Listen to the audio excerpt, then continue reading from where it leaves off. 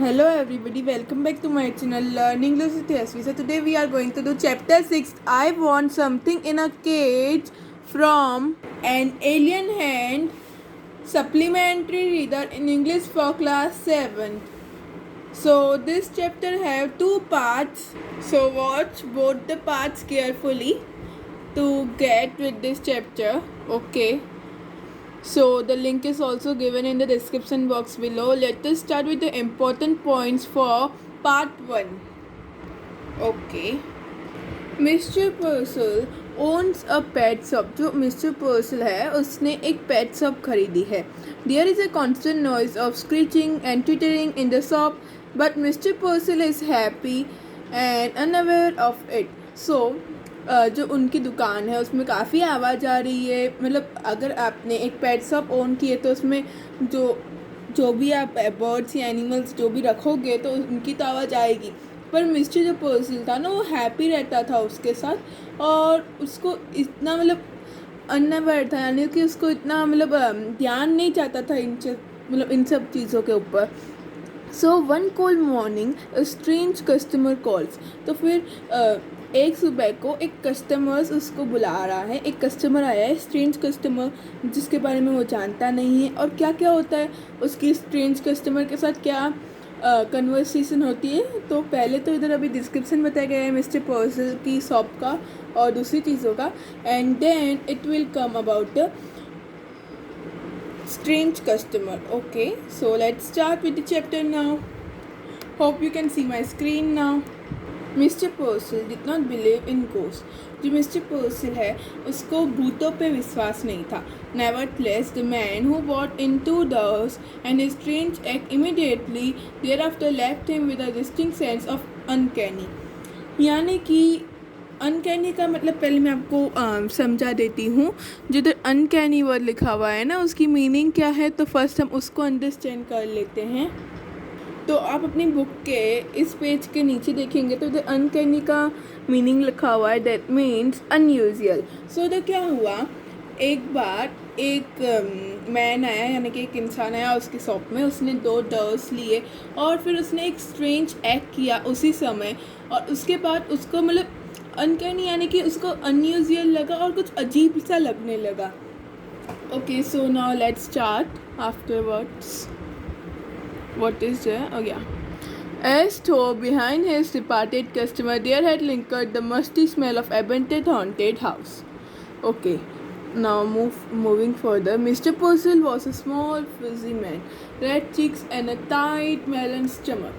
जो मिस्टर पर्सल था उसका भी इधर डिस्क्रिप्शन दिया गया है कि वो स्मॉल था, फ्यूजी था और उसके जो चीक्स थे ना वो रेड थे. तो इधर ये एक दिखाया गया है. तो ये हैं कौन, तो ये है मिस्टर पर्सल. ये आप देख सकते हैं उनके चीक्स रेड है. उनका अपीयरेंस आप इधर से ही देख सकते हैं. उन्होंने लार्ज ग्लासेस पहने हुए हैं जो उनकी आइज़ मैग्नीफाई कर रहे हैं. So large glasses magnified his eyes so as to give him the appearance of a wise and genial owl. यानी कि ये ग्लासेस में वो ऐसे लगते हैं जैसे आउल जैसे हैं. जो आउल का मतलब इधर होता है जो रात को जागता है और सुबह को सोता है, उसको आउल बोलते हैं. OWL the word mean, and I hope you understood by what is the meaning of genial owl.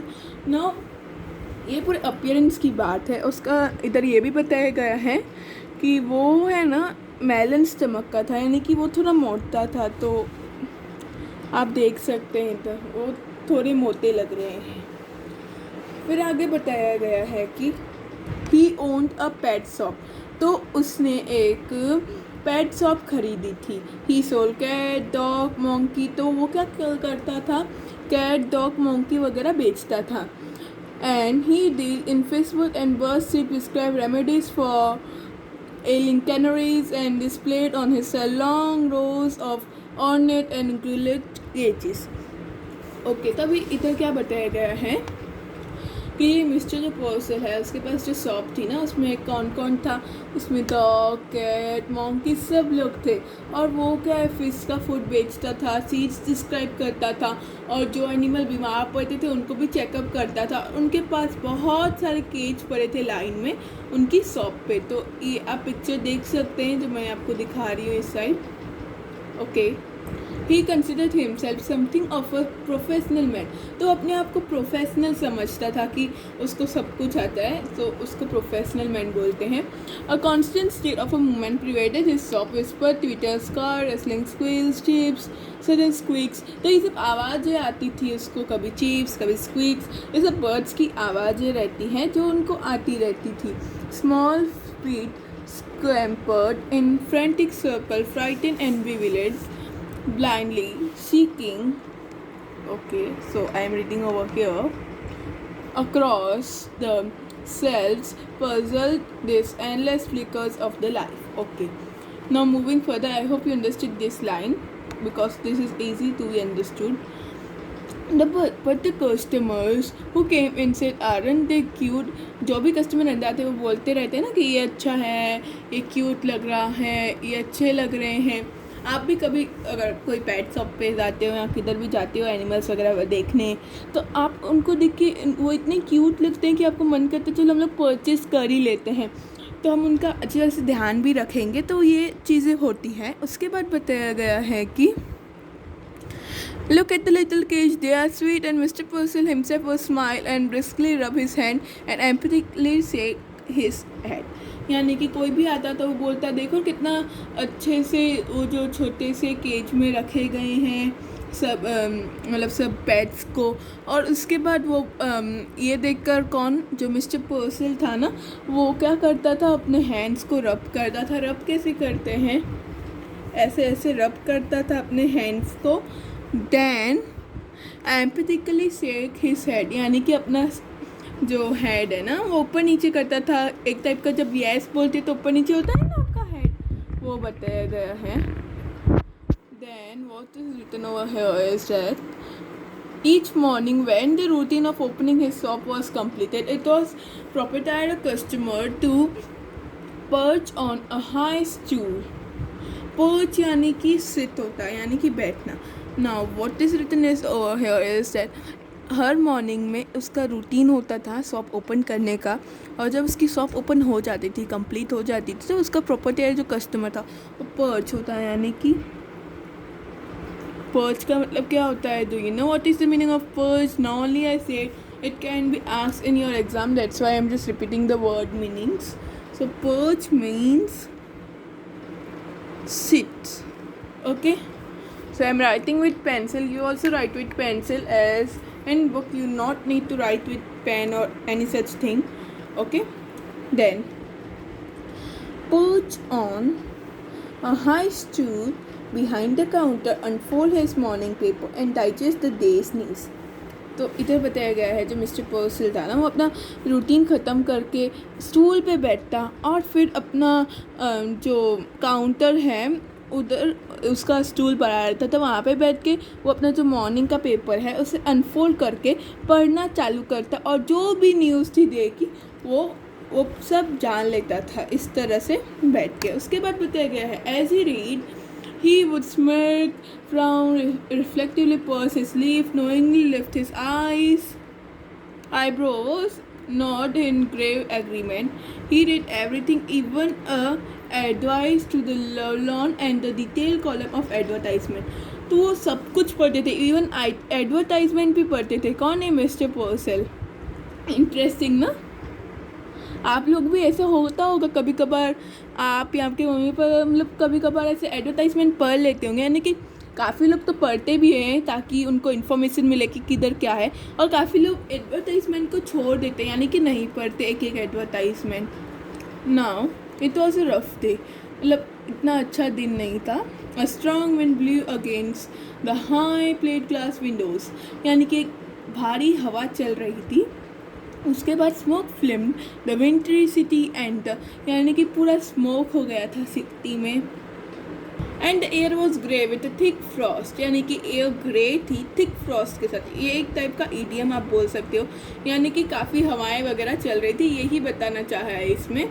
Then having completed his usual task, यानी कि अपना जो रोज का काम है वो ख़त्म करने के बाद mister Purcell again mounted the high stool and unfolded his morning paper, he adjusted his glasses and glance at the day headline.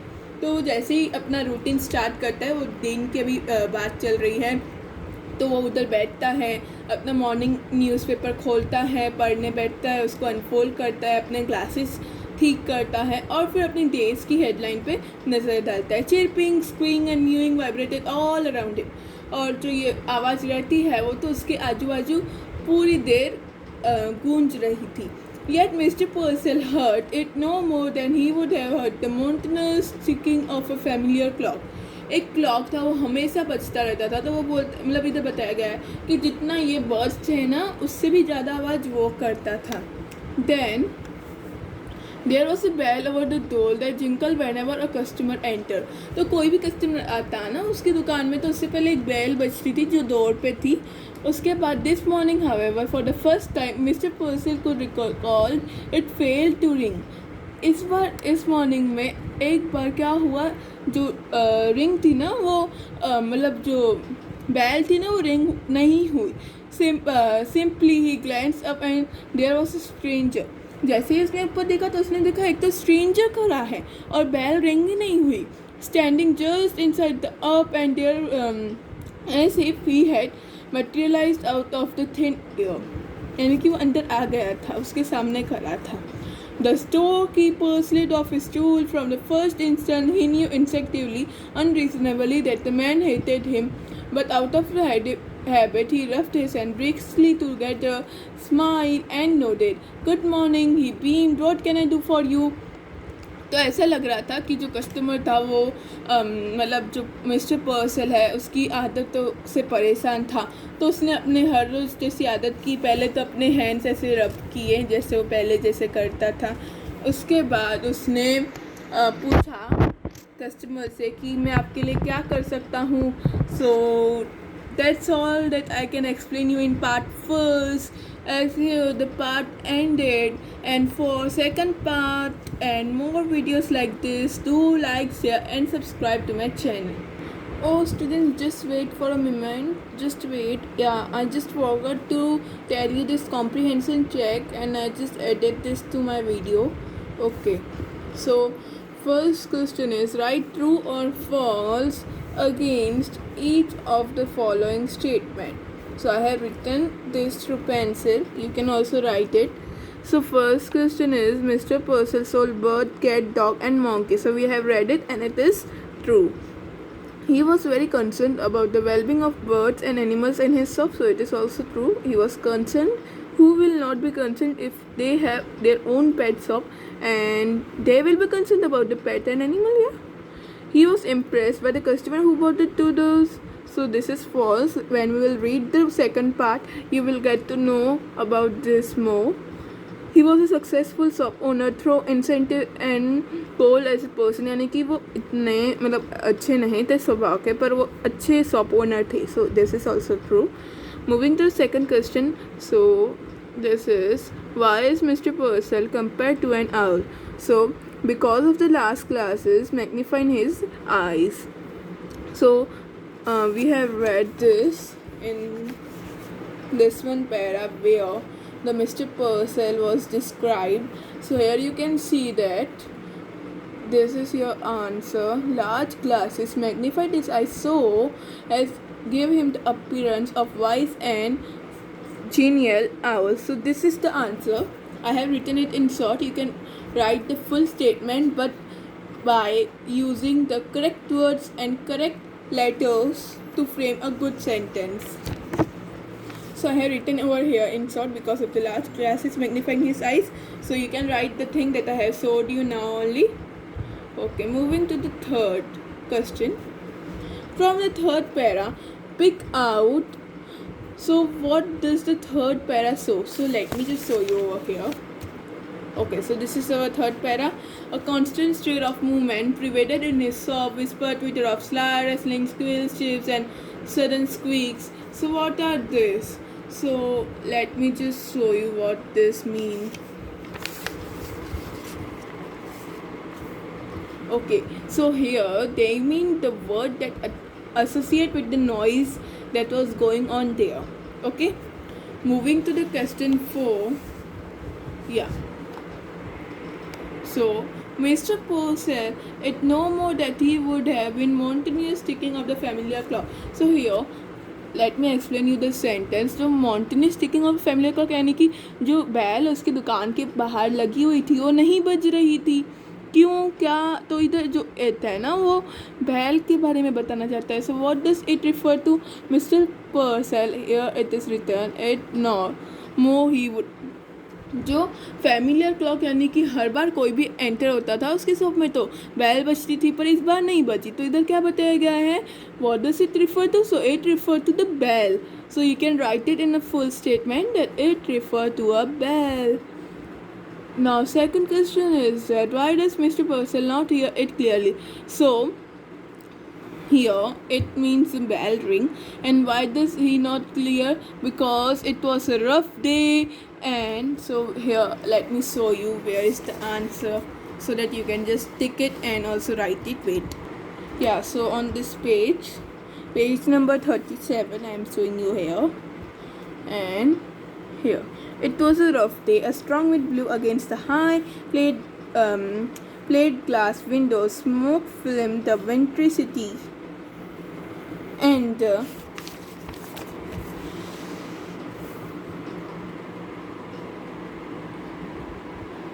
air was grey with thick frost.